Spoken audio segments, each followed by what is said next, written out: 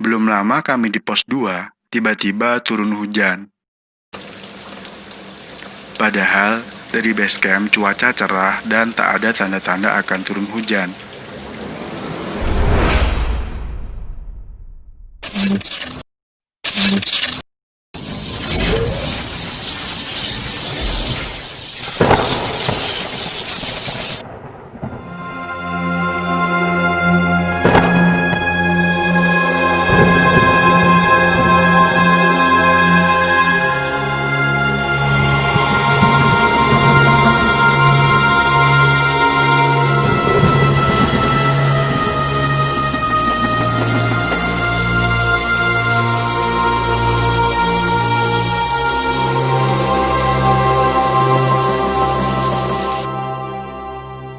Assalamualaikum warahmatullahi wabarakatuh.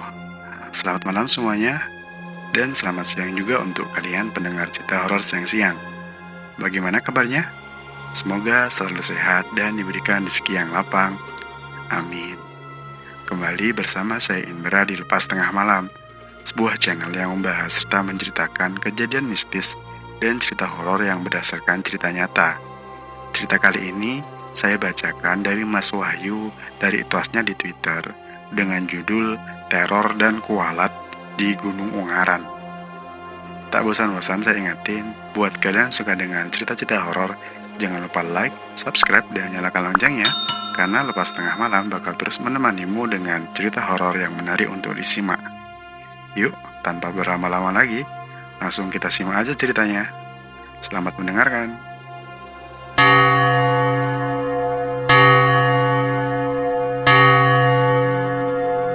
Teror dan kualat di Gunung Ungaran.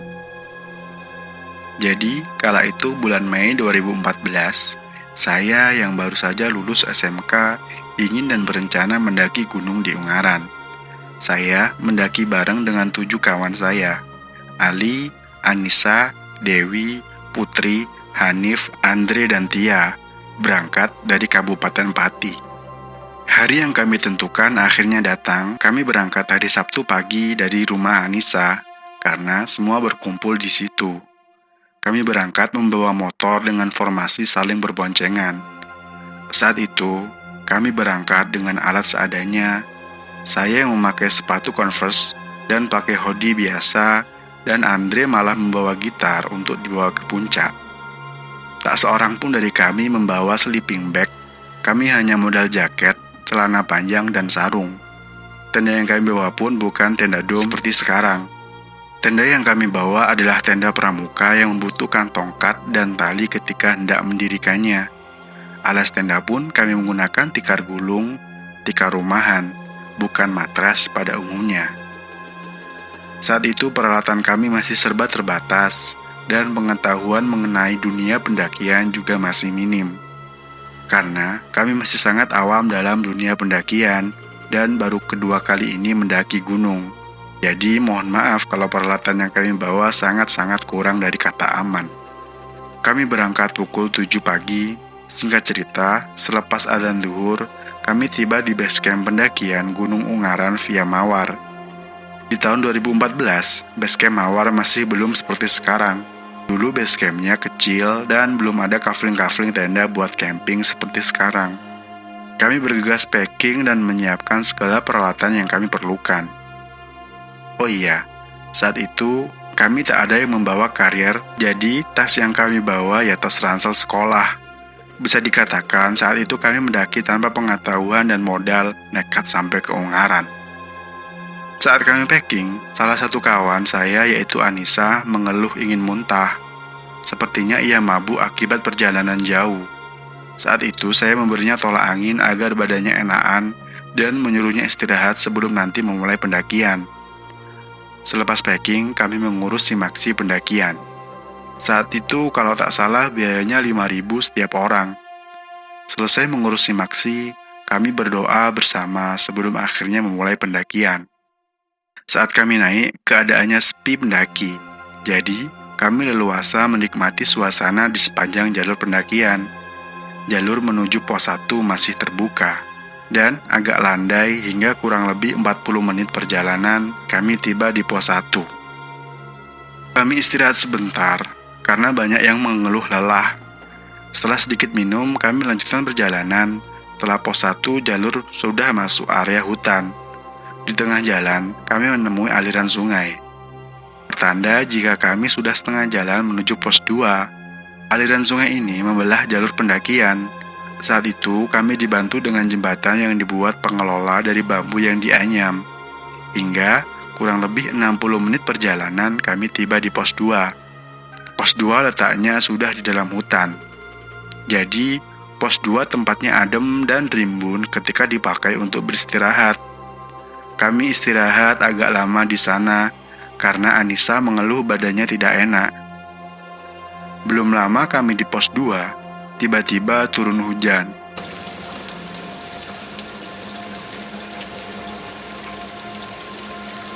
Padahal dari base camp cuaca cerah dan tak ada tanda-tanda akan turun hujan. Setelah Anissa sedikit enakan, kami melanjutkan perjalanan dengan mengenakan jas hujan. Jalur pendakian menuju pos selanjutnya seketika berubah menjadi sungai kecil yang dialiri air. Jalur pos 2 ke pos 3 kami lewati dengan ditemani hujan. Kurang lebih 60 menit kami tiba di pos 3. Pos 3 dikenal juga dengan pos kolam renang.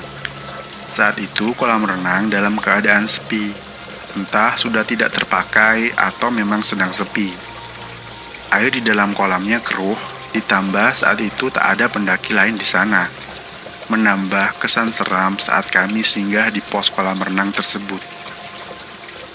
Kami tak berlama-lama di sana karena Anissa yang sejak tadi tidak enak badan malah banyak melamun saat di kolam renang. Kami melanjutkan perjalanan. Saat itu kami berencana singgah ke desa terakhir di Gunung Ungaran, yakni Desa Promasan, desa yang terletak di bawah puncak Ungaran. Dari pos 3 jalur sudah terbuka. Dari sini kami disuguhkan luasnya kebun kopi. Agak lama kami berjalan, kami tiba di perempatan. Jika ke kiri ke arah puncak, dan jika lurus ke arah desa Promasan. Kami memutuskan lurus karena kami ingin ke desa Promasan terlebih dahulu. Dari perempatan kami disambut kebun teh yang terhampar luas. Saat itu kami baru pertama kali melihat kebun teh. Jadi bayangkan betapa bahagianya kami. Setibanya kami di desa Promasan, kami ke warung di sana. Kami disambut pemilik warung dengan hangat. Kami makan dan sedikit menghangatkan badan di dapur warung tersebut. Karena dapurnya masih dapur zaman dulu yang masih pakai kayu bakar. Sore jam 16, kami melanjutkan perjalanan menuju puncak Ungaran. Pada saat itu, mindset kami semua adalah kalau puncak ya langsung terus sampai ke puncak dan camp di atas puncak. Jadi, kami jalan ke arah perempatan awal tadi. Kami belok ke kanan hingga tak jauh dari sana, kami masuk kembali ke area hutan. Pendakian yang sebenarnya dimulai dari sini. Trek sangat terjal dan trek dipenuhi batu-batu yang membuat kami sulit melangkah. Saat sedang melewati terjalnya trek, tiba-tiba Anissa mengeluh berat di badannya. "Badanku kok berat banget sih?" ucap Anissa. Kawan saya, Ali, yang di belakangnya, langsung inisiatif membawa tas Anissa dan kami terus melanjutkan perjalanan. Anehnya, lagi dan lagi Anissa terus mengeluh dan sering berhenti dengan alasan yang sama, yakni badannya terasa berat. Kami yang tak berpikiran aneh-aneh hanya berhenti istirahat agar badan Anissa enakan. Saat sudah agak lama berhenti, kami melanjutkan perjalanan lagi. Setelah itu, keanehan-keanehan datang satu persatu. Singkat cerita, saat saya jalan di paling belakang, saya bertemu dengan bapak-bapak setengah tua yang sedang istirahat di tepi jalur mengenakan pakaian orang desa zaman dulu, dengan bekas-bekas tanah di pakaian yang dikenakannya. Refleks saya mengucapkan, "Amit nggih Pak, numpang lewat. Permisi Pak, numpang lewat." Ucap saya sewajarnya menghormati orang tua tersebut. Saat sedang melewati bapak itu, saya dipanggil. "Le, mau kemana? Gelap-gelap gini loh." Tanya bapak tadi. Mau ke puncak, Pak, jawab saya. Hati-hati ya, Le. Temanmu semua dijaga ya, terutama yang badannya meriang itu, ucap bapak itu lagi. Saya bingung dong, kok bapak itu tahu ada kawan saya yang gak enak badan. Padahal kami baru ketemu di sini, dan Anissa mungkin tak tahu keberadaan bapak ini. Oh iya Pak, terima kasih. Bapak mau kemana? Tanya saya. Bapak mau pulang, Le. Bapak rumahnya di bawah dekat kebun sana, jawab bapak itu. Ya sudah, Le, bapak pulang dulu ya. Jangan lupa pesan bapak. Saya yang mendengarnya hanya mengangguk dan mempersilahkan bapak turun pulang. Dari kejauhan, terdengar teriakan kawan saya di atas. Yu, kamu ngapain aja di situ? Oh iya, tunggu, jawab saya. Saya yang masih menyimpan tanya kembali melanjutkan perjalanan menyusul kawan saya. 30 menit berjalan, akhirnya kami tiba di puncak Ungaran. Saat kami sampai, masih dalam keadaan sepi, dan hanya rombongan kami karena kami memang sampai selepas maghrib. Setibanya di puncak, kami langsung mendirikan tenda tak jauh dari tugu puncak Ungaran. Kami masak dengan kompor spiritus dan parafin yang kami bawa. Benar-benar alat yang kami bawa dulu masih seadanya. Sementara yang lain istirahat menikmati malam, saya bertanya, itu Anissa kenapa ngelamun terus? Saat menyadari Anissa yang bertingkah aneh, beberapa kawan perempuan saya menghampirinya dan menemani. Anissa dari tadi melamun melihat ke arah belantara, ke arah jalur Gedong Songo. Sah, ucap kawan perempuan saya yang menghampiri Anissa sambil menepuk pundaknya. Anissa hanya diam dan tetap melamun melihat ke arah belantara sana. Setelah berkali-kali mencoba menyadarkannya, akhirnya Anissa sadar dan menjawab sautan kami dengan nada lemas. Kenapa, Sah? Kamu lihat apa? Tanya Dewi, salah satu kawan perempuan saya. Tadi di sana ada mbah-mbah perempuan di sana. Sambil menunjuk ke arah tugu. Aku diajak pergi sama nenek itu, tapi aku menolak, jawab Anissa. Semua kawanku yang mendengar jawaban Anissa diam dan saling tatap. Siapa yang dilihat Anissa? Kami tak melihat siapapun di sana. Ali mengecek ke arah yang dimaksud Anissa, tapi tak melihat seorang pun di sana. Keadaan mulai tegang dan mencekam. Kawan-kawan perempuan saya terus menemani Anissa di dalam tenda sambil terus mengajaknya bicara. Singkat cerita, jam sudah menunjukkan pukul 10 malam, kami pun bersiap tidur. Kami tidur hanya berselimut sarung dan selimut kain yang kami bawa. Kami semua tidur dan tak terjadi apa-apa. Hingga sekitar jam 2 malam, Anissa bangun dan keluar tenda. Tia yang tidur di sampingnya menyadari kalau Anissa bangun, pun ikut bangun dan mengikuti Anissa.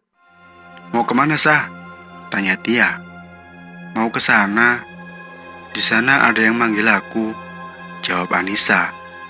Tia yang menyadari kalau Anissa kumat lagi, akhirnya membangunkan kami semua. Saya, Ali, dan Dewi langsung menghampirinya, dan Tia menjelaskan apa yang terjadi. Sudah, masuk tenda aja. Di situ nggak ada apa-apa, ucap saya. Enggak, itu loh ada nenek-nenek yang manggil aku, jawab Anissa dengan tetap ngeyel jika ada yang memanggilnya dari arah belakang tugu puncak. Akhirnya, Anissa mau dan nurut diajak kembali ke dalam tenda. Di dalam tenda, Anissa diberi minum hangat dan diberi minyak angin agar badannya tetap segar. Setelah Anissa normal, kami tidur kembali. Baru 1 jam kami tidur, kami semua terbangun karena suara tangisan Anissa.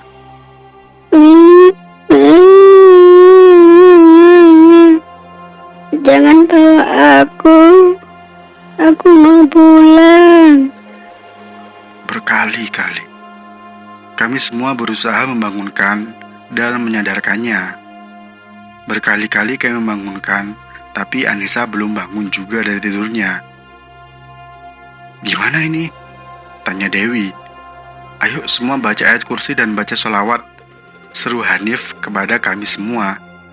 Kami mulai membaca dan perlahan Anissa bangun dan sadar. Saya dan Ali memberinya air hangat yang sebelumnya sudah kami buat. Saat itu, Anissa masih sedikit menangis dan mengatakan jika dirinya takut. Kami berusaha terus mengajaknya bicara agar Anissa tetap sadar hingga akhirnya adzan subuh berkumandang. Kami langsung bergegas sholat subuh berjamaah. Selesai sholat, keadaan sudah kembali normal. Anissa sudah tak lagi bertingkah aneh.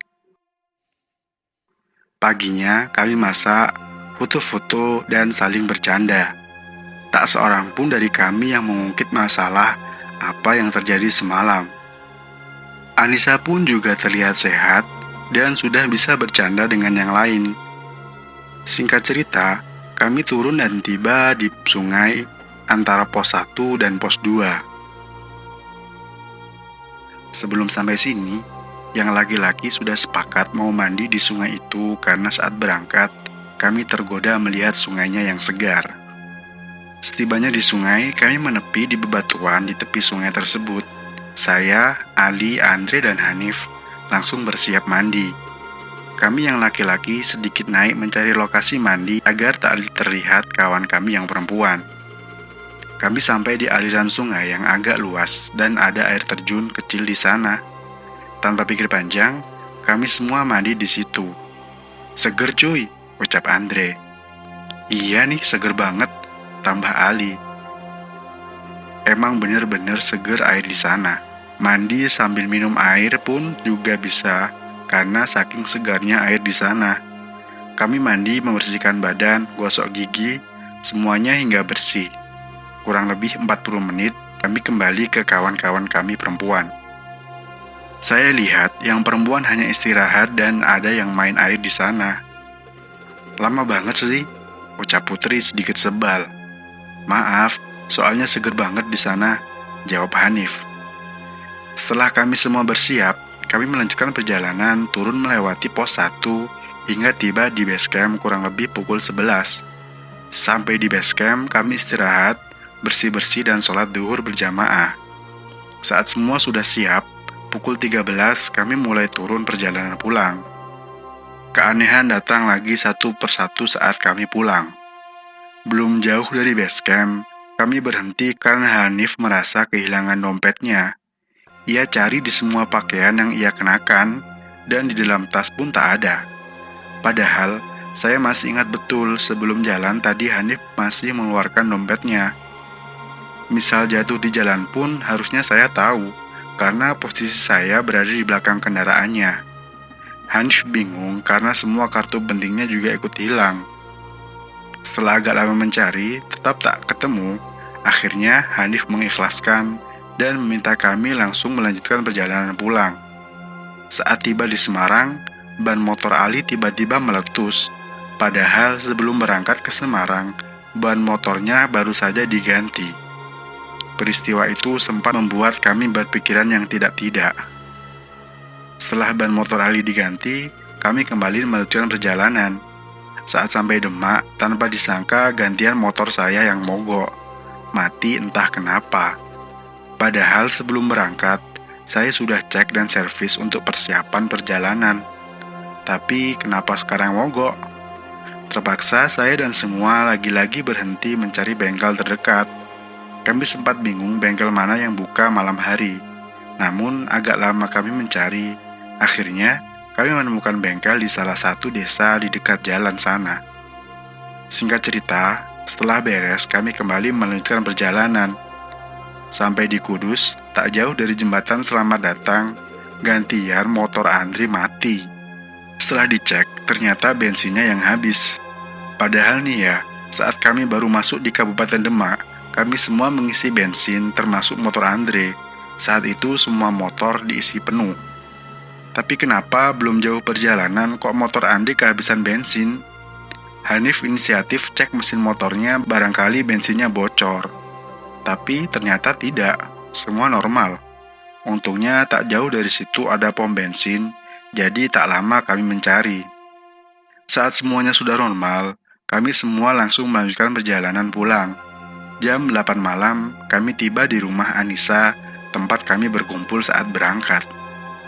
Kami menceritakan apa yang terjadi dengan Anissa saat mendaki semalam.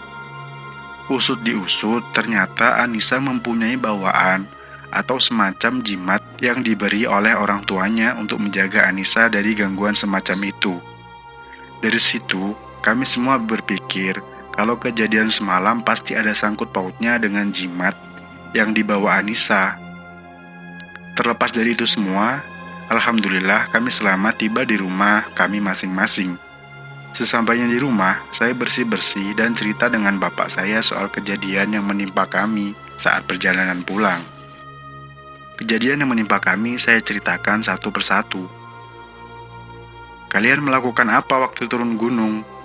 Kalian ngambil apa di sana?" tanya bapak saya. Saya diam berpikir. Kami nggak ngelakuin apa-apa, Pak.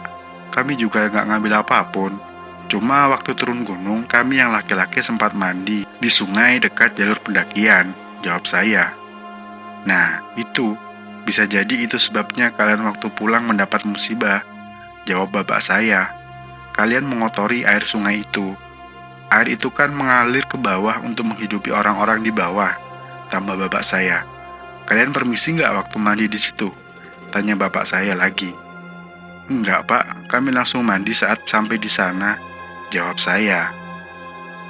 Nah, lain kali jangan diulangi. Kalian kalau hendak mendaki jangan meninggalkan apapun dan jangan mengotori. Beri salam atau permisi saat datang ke tempat baru dan jangan diulangi, ucap bapak saya menasehati. Dari sini saya berpikir dan mulai menghubungi semua kawan saya.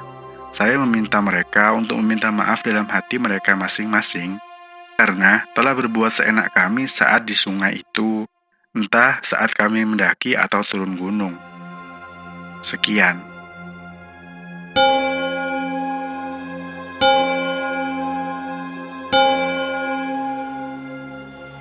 Demikian cerita kali ini udah selesai. Saya ucapkan terima kasih untuk kalian pendengar setia podcast Lepas Tengah Malam. Kalau kalian punya pengalaman apa, tulis di kolom komentar ya. Atau kalau ingin ceritanya diceritakan di sini, bisa kirimkan via email ke lepastengahmalam@gmail.com. Sekian, saya Indra, undur diri dulu. Terima kasih. Wassalamualaikum warahmatullahi wabarakatuh.